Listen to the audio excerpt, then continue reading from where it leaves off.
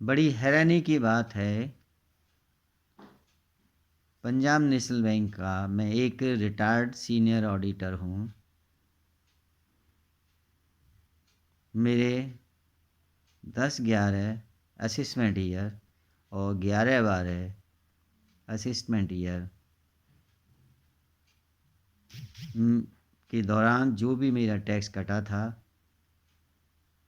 वह टैक्स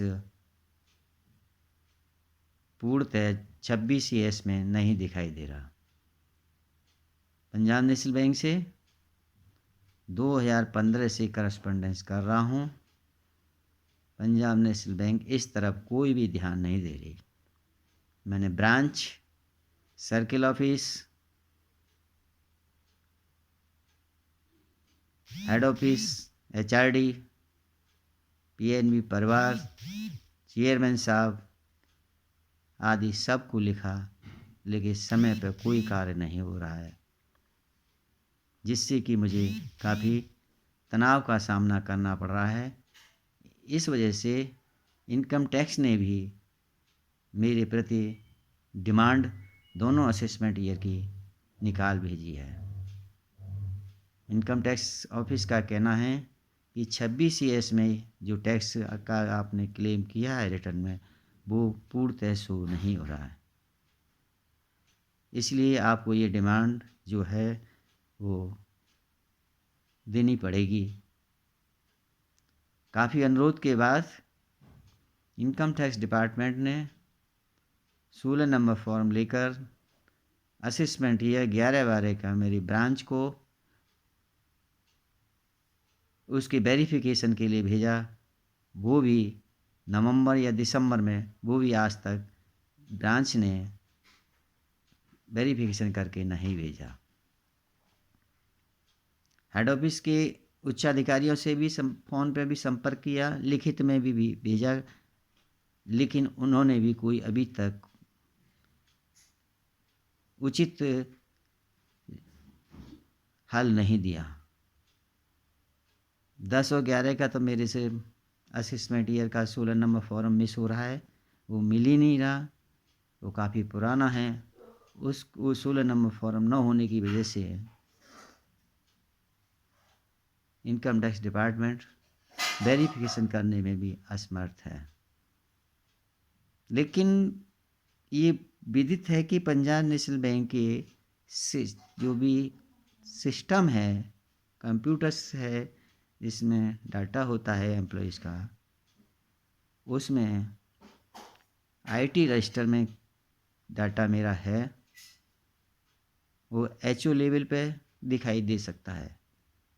प्रधान कार्यालय मेरे इन दोनों असिस्टेंट ईयर की वेरिफिकेशन करके डायरेक्ट आईटी वगैरह को भेज सकते हैं, लेकिन वे ऐसा नहीं कर रहे। इससे मुझे एक काफ़ी परेशानी का सामना करना पड़ रहा है। पूर्व में भी इन्होंने असिस्टेंट ईयर 15 और 16 का 5 साल में 26 ईएस सही किया था। काफ़ी मैंने तनाव झेला, काफ़ी करस्पॉन्डेंस की, उसके बाद हो पाया था। और उसका इनकम टैक्स डिपार्टमेंट ने हल, यानी उस 15-16 असेसमेंट का जो फाइल थी, जो मेरा रिफंड था, 2022 में दिया, दीपावली के टाइम पर। इतना धीमा कार्य मैंने जीवन में कभी नहीं देखा, जहां मामूली सी कार्य के एक महीना, 2 महीना, साल, 2 साल, 3 साल, 5 साल, 6 साल, 7 साल, 8 साल ऐसी लगे हैं, तो बड़ा हैरानी होती है। अगर यही कार्य एक छोटा सा कर्मचारी डिले कर दे, घंटे 2 घंटे भी अगर थोड़ा सा डिले कर दे, तो उसके खिलाफ ऐसे अधिकारी लोग तुरंत इतनी जल्दी एक्शन लेते हैं कि उसको नुकसान कर देते हैं। ये डबल स्टैंडर्ड जो है हमारी ऑफिसों में, उसके बारे में क्या कहा जाए, सिवाय बर्दाश्त कर रहे हैं, क्योंकि पावर उनके हाथ में है। बड़े दुख की बात है कि चेयरमैन साहब को भी लिखा, उसके बाद भी कुछ नहीं हुआ। पीएनबी समाधान में पूर्व में भी कई बार लिखा, उसके बाद भी कुछ नहीं हुआ। आज इन सब कारणों से 21 और 22 असेसमेंट ईयर का मेरा लगभग 22,000 के करीब रिफंड इनकम टैक्स डिपार्टमेंट ने रोक लिया है, जो बड़ा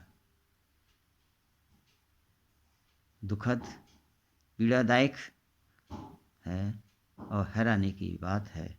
क्या ये होगा कि नहीं होगा, इसका सही हल होगा कि नहीं होगा, कब तक होगा?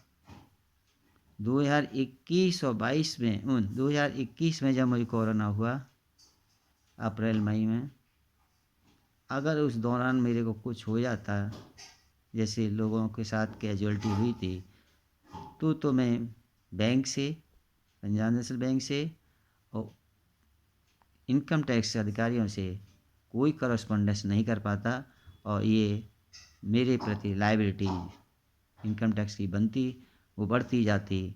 अंत में बच्चों को अपने घर का कुछ सामान बेचकर ये चुकाना पड़ता, क्योंकि उनको मेरे नाम का पैन नंबर रद्द कराना पड़ता है।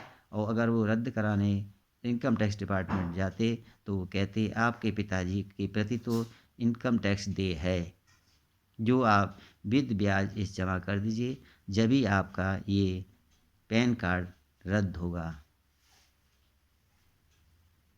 समझ में नहीं आता मैं कहाँ जाऊँ, कैसे जाऊँ, क्या करूँ। देखते हैं, सोचते हैं क्या होता है, इंतज़ार कर रहे हैं।